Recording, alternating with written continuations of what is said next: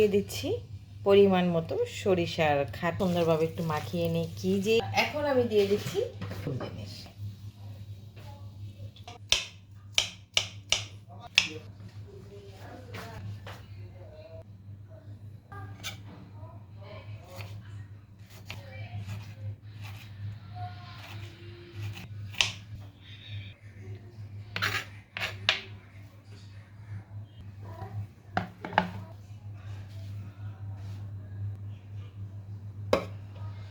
আসসালামু আলাইকুম, কেমন আছেন সবাই? সবাইকে শুভ সন্ধ্যা।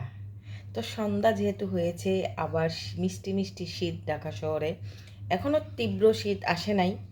সন্ধ্যায় অবশ্যই এখন শুটকির ভর্তা, ধনিয়া পাতা ভর্তা, অনেক কিছু ভর্তা দিয়ে পিঠা, চিতই পিঠা, ভাপা পিঠা, সেই এই রকম টাইপের কিছু নাস্তা না হলে সন্ধ্যাটা জমে না।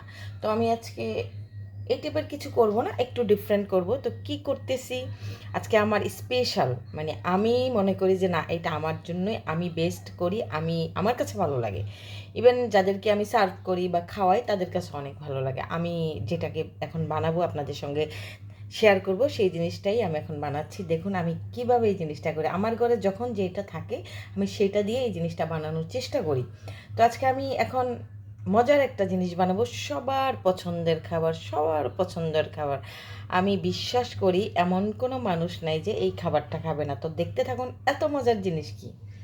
তো প্রথমে আমি এখানে দিয়ে দিচ্ছি পেঁয়াজ, তারপর দিয়ে দিচ্ছি কচি শসা, দিয়ে দিচ্ছি কাঁচামরিচ, তারপর দিয়ে দিচ্ছি ধনিয়া পাতা, দিয়ে দিচ্ছি একটু লেবুর স্লাইস, দিচ্ছি আমি এখানে ডিম, চানার ডাল, আর হচ্ছে মুরগির কিমার এটা একটু রান্না করেছিলাম, সেটা আমার ছিল, সেটা মুরগির মাংস, আলু, তার মুরগির মাংসের ঝোল। অবশ্যই সবাই বুঝে ফেলেছেন আমি কি বানাবো, 100 শিওর। আমার মনে হয় যে না, আপনারা বুঝে ফেলেছেন আমি কি বানাবো।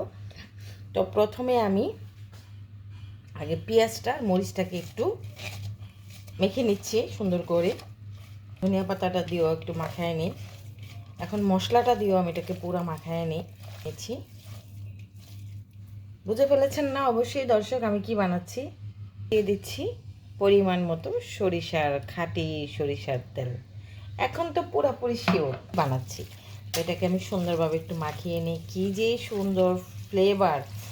আপনাদেরকে যদি আমি খাওয়াইতে পারতাম এখন, তাহলে আমার জীবনটা সার্থক হতো। এত সুন্দর হয়েছে, দেখুন কি পরিমাণ লোভনীয় লাগছে।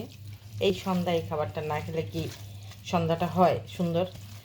তো এটা আমার মাখানো শেষ হয়ে গেছে সুন্দর মতন। আসল জিনিস দেখুন কি দিচ্ছি, এই তো মুড়ি মাখা। তো এত দূরে নিউ মার্কেট বলেন, সব জায়গায় তো আমরা ব্রেকআপ ঝালমুড়ি, ছ্যাঁকা খাওয়া ঝালমুড়ি, কত কিছু খাইতে যায়। আমার এই ঝালমুড়ি, এটা হচ্ছে ভালোবাসার ঝালমুড়ি। এটা আমার সমস্ত দর্শকদের জন্য আমার ভালোবাসার ঝালমুড়ি আমি আপনাদের সঙ্গে আজকে শেয়ার করলাম, মানে এটাকে বানিয়ে। তো এটা আমি গরুর মাংস থাকলেও এভাবে বানাই, মুরগির মাংস থাকলেও আমি এভাবে বানাই। তো এখানে বোম্বাই মরিচটা ছিল না, আমি বোম্বাই মরিচটা দিলে আরও সুন্দর হইতো বা আরও টেস্টি হইতো খাবারটা। তো আমি এটা মাখাই, এখন দিয়ে দিচ্ছি একটু লেবুর রস, কি হয়, তারপর লবণ।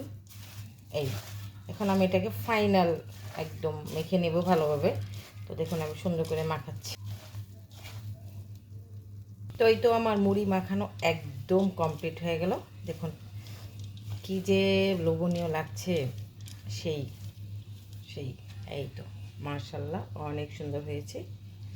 তো আমি এটা একটু সার্ভ করব।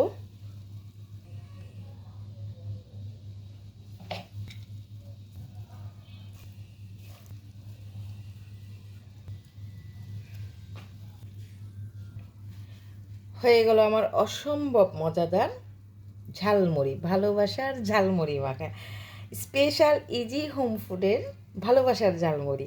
তো দেখুন আমি কত সুন্দর করে এটাকে বানিয়েছি, দেখেছেন অবশ্যই কত কিছু দিয়েছি, অবশ্যই মজা হওয়ার কথা। চানাচুরটা আমি ধেয়ে নেই, যে একটু অ্যাভয়েড করে চলি। তো এখন আমার খাওয়ার পালা। তো এই তো দেখুন, তো কারা কারা এইভাবে আমার মতন করে ঝালমুড়ি বানান অবশ্যই কমেন্ট করে জানাবেন, এবং কাদের কাদের পছন্দ সবাই আমার কাছে চলে আসবেন মুড়ি মাখা খাওয়ার জন্য, ভালোবাসার মুড়ি মাখা খাওয়ার জন্য। ভালো থাকবেন সবাই। আল্লাহ হাফিজ, আসসালামু আলাইকুম।